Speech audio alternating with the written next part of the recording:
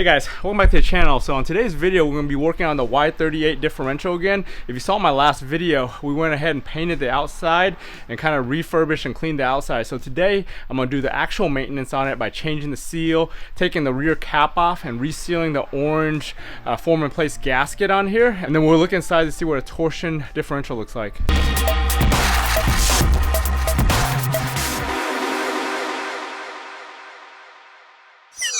Saw my last video, the Y38 is the BRZ FRS differential. This thing has got a torsion limited slip inside, and it's pretty easy and affordable to get, and these are direct replacements on the IS250s. You could also use this on the IS300, that IS300 right there. It's also a drop-in direct replacement on there. All you need is the FRS or the BRZ bolts, because the bolts on the IS300 are tapered, where these are straight bolts right here. So right here I've got the OEM seals right here. This is the rear shaft seal right here, that's the part number, and here are the two side seals, that's the part number on there. You can barely read it, but if you guys need these same parts, check out the links down in the description and the part numbers in the description of this video. But these two are the side seals right here that we can pull out pretty easily to replace. This back one's a little bit harder, and we're gonna go ahead and have to shoot this thing off with an impact. I've got this wrench here. I'm gonna hold this thing so it doesn't spin and then get this thing out. But you can see it's got this nut on here. I think it's a 30mm, which is kind of an odd size, so you're gonna need to get a special socket for that one, and then you could probably shoot it out without worrying about that little bend right there. So in order to shoot this off, you actually have to hold this thing so it doesn't spin when you're shooting. What I did was just put a little bolt and nut right here. I'm gonna go ahead and put another one so I can wedge it right here. Some of like basically wedge that so we can hold it while we're shooting it out. So you want to hold it this way actually, because you're going to hold it while you're spinning it counterclockwise. So what we're going to do is put this in here, make sure it's set high, and reverse, and just shoot it off. Shoots right out. So you see that little dent right there with the chisel? It went off pretty easily too. So once we do that, we can just take this thing apart, and then this thing should come right out right there. So go ahead, see this thing's got a little bit of corrosion. I'm gonna go ahead and clean that up, clean this up right here, paint it a little bit, and then yank that thing out. So you see this corrosion, just go ahead and just clean this all up with a wire brush before you take the seal off. That way you don't damage the new seal or the race that it goes into. So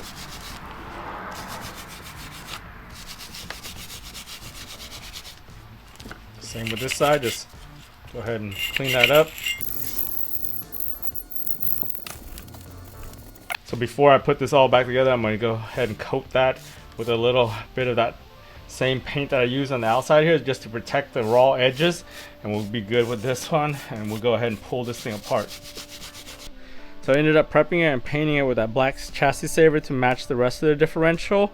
Go ahead and take this thing off. So what I'm going to use that technique where I drill a hole, or I put a little wood screw in there and then use a hammer to just pull it out like I do with the rear main seal.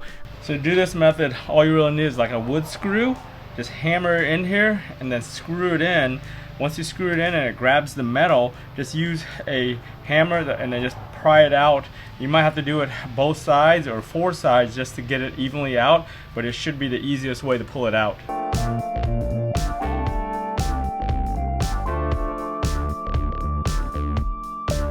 Let's get the wood screw securely in there again. Just go ahead and try to pull it out. You can see it. Oh.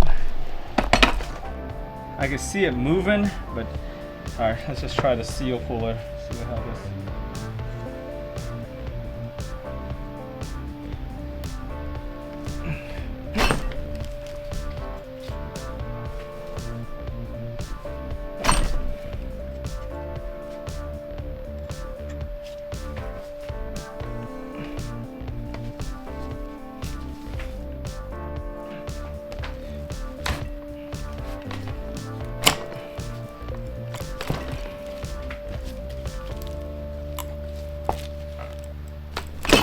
There you go.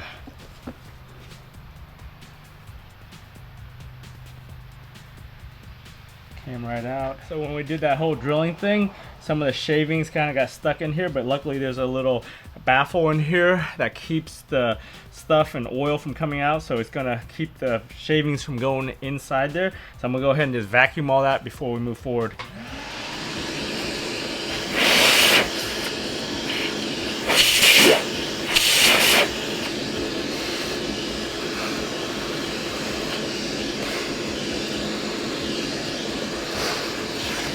Here's what we took out right there. You can see when we put that seal puller in here, we ripped that little spring that goes around the inside, but we yanked it all out.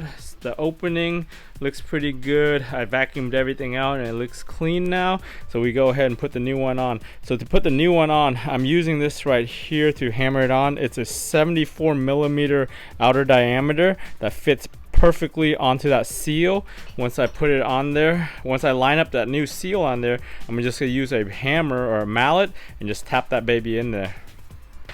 All right, so we're gonna take the new seal, just basically put it into there and just get it lined up square. Make sure we clean all the edges on it.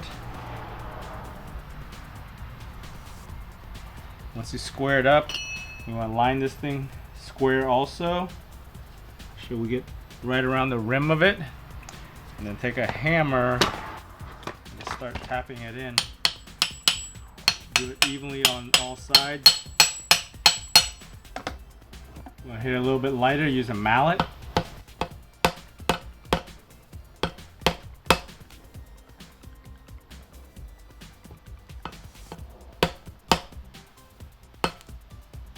Just check, make sure everything's square.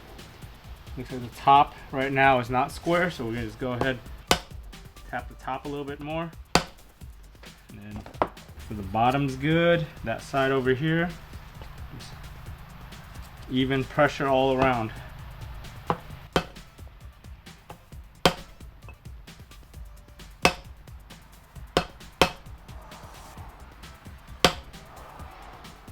Got it back in there flush the way we found it when we took it out.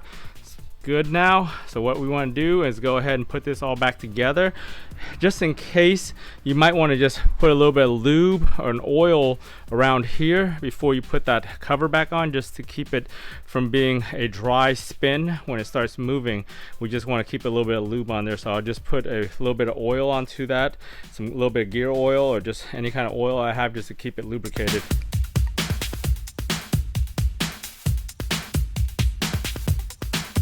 Hand tighten that nut back on there, and you can see where the old mark was, where they chiseled it down. So what we want to do is just tighten it down to that same mark using our hand tool or like a little breaker bar or a torque wrench, just to get in that spot, and then we could chisel it back to keep it where it was before.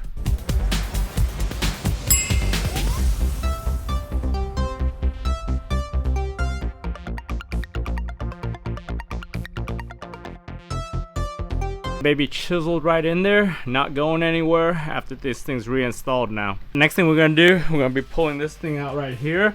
So we're gonna just use the seal puller and just wedge it out on this side. Do the same thing, just be careful. Make sure you wanna grab, not the inside, but just the edge of the seal, and just pull it.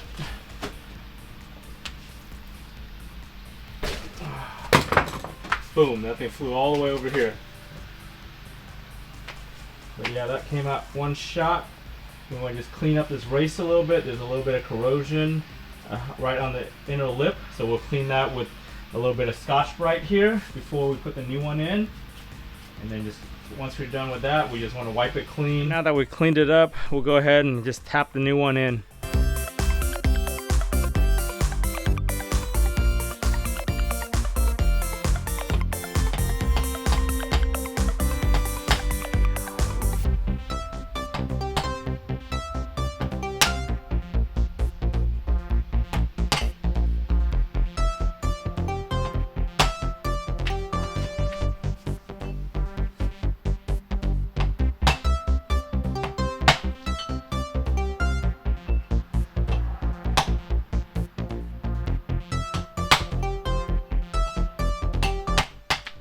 So it looks like I tapped it in a little bit too far.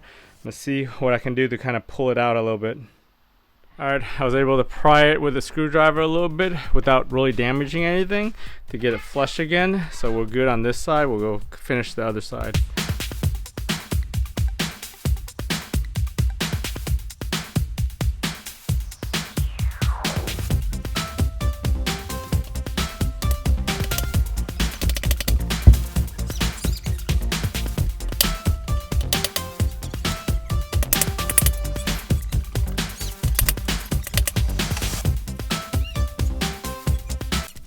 Alright, we got everything in there now. I greased it up with a little bit of gear oil just to keep it moist, but pretty much everything's in nice and flush on this side, one shot, versus the other side where we kind of messed up a little bit. Now we got the seals done, we'll go ahead and take apart the rear hatch here just to see what's inside this baby.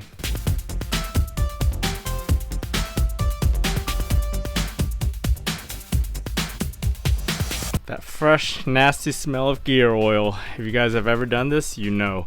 Anyways, once we're inside, you'll see this is a torsion limited slip differential here. As you can see, it's not open. If this was an open differential, you would be able to see through it with big old gears and you can see what's inside of it, and that's how they end up welding it in, because you can see the gears inside of it. But with the torsion, it's a little bit more closed off. And the thing with the torsion is when it's not under load, it acts like a regular differential, but when it's under load, that's when it's limited slip.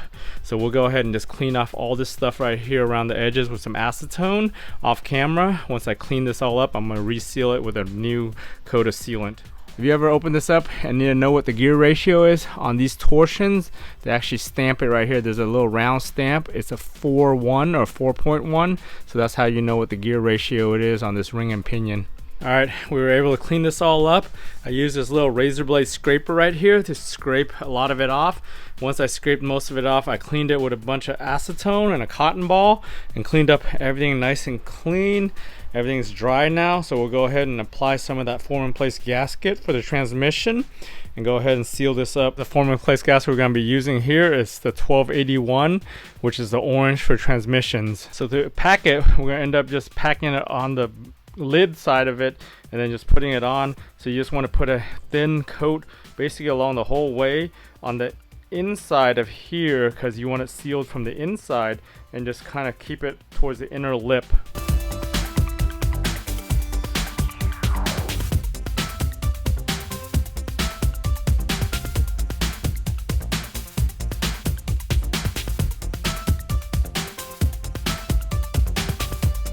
Got everything all sealed up right there, so it's ready to go back on.